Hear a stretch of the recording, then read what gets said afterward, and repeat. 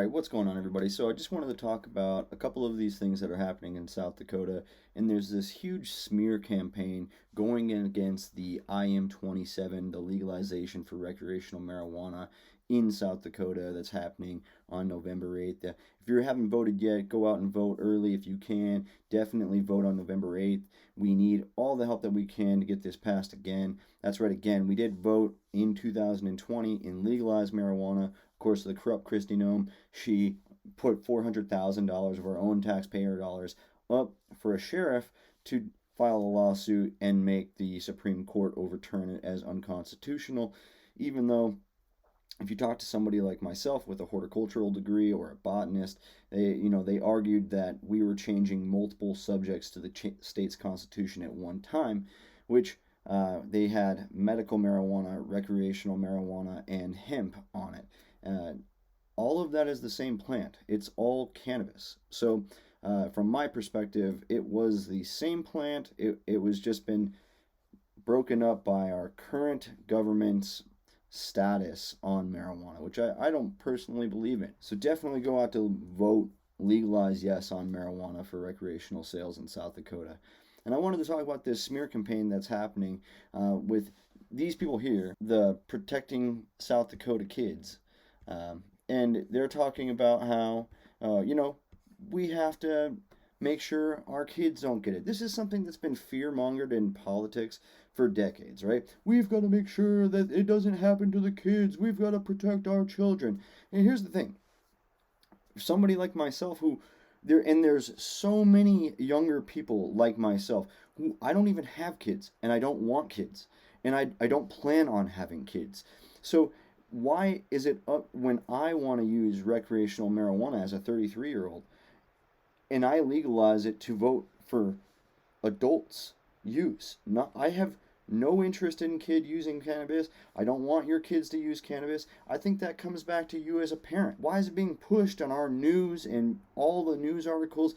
It makes it seem so bad when it's really not any of the kids' business. They shouldn't have marijuana. All of our kids in South Dakota and across the nation have problem with dependency, whether that's marijuana, whether that's drugs, cocaine, alcohol, nicotine. We know that substance abuse in children happens. That's not my fault. As an adult who has no children, that is not my fault. That is, I have no control over what a kid does, and I don't want to either. So I shouldn't be forced to listen to these people talk about protecting the children. You should do that as a parent. All right, and don't put that on me. I think it should be illegal for people to give out false information about cannabis. Here this guy is the Meade County Sheriff-elect, Pat West. He says that we shouldn't be able to allow marijuana cultivation because if they're allowed to grow 6 plants in a house, that means you could grow up to 60 pounds of marijuana every 3 months. That's an excessive amount of marijuana. Who is this guy? This guy has clearly never once grown marijuana. Okay, I'll drop a little picture here of a 3-pound plant. It took me months and months and months, 8 months to grow that.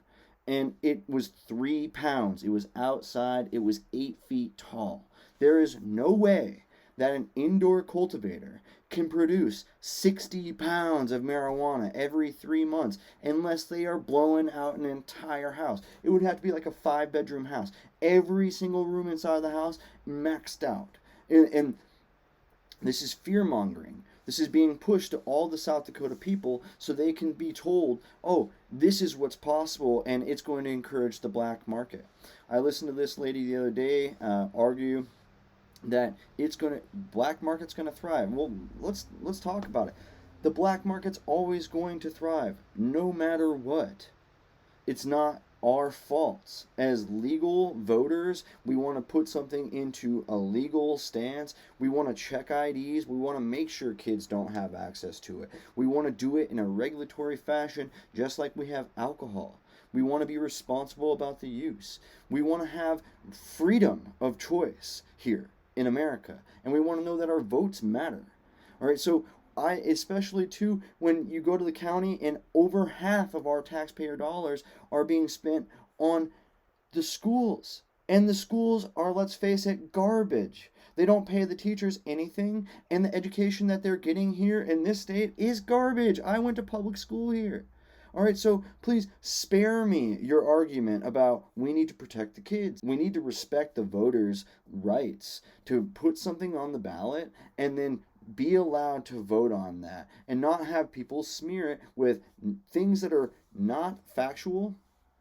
It breaks my heart that still to this day, when the vast majority of South Dakotans are going to church every Sunday and they believe in God, and Genesis 1:29 says God gave man all seed-bearing plant. It does not say in there except for cannabis, and yet here we are still arguing that we need to protect the children. And just in case you're interested, you can go to this website, and this is the dss.sd.gov, and this is all about the substance abuse problem in South Dakota. And you can still see here the youth prevalence of marijuana has decreased since 2017, steadily decreased. While right underneath of it, since 2017, the methamphetamine problem has either increased or stayed steady. I would personally, as again, not a person with kids, I would love it if we took half of the taxpayer dollars that were giving towards the schools that are garbage, and we started fighting the methamphetamine, the opioid, and the fentanyl problem that's starting to go through the cities. They're also saying in the news for everybody to see, it's making youth and teens increase their use of marijuana, and that's not the case. Here, this is a normal national organization for reform of marijuana laws here in 2022. This is stats, statewide data provided by the Colorado Department of Health and Environment. The percentage of young people who acknowledge cannabis, consuming cannabis, and having ready access to it sharply declined between 2020 and 2021. 35% year-over-year decline in the percentage of teens who admitted having consumed cannabis within the last 30 days. So this is fear-mongering. I'd appreciate it if you found any of this information useful. If you like, share this information, get it out there. Go vote on November 8th. Legalize cannabis. Let freedom stand. How can a plant be a crime? And let freedom grow.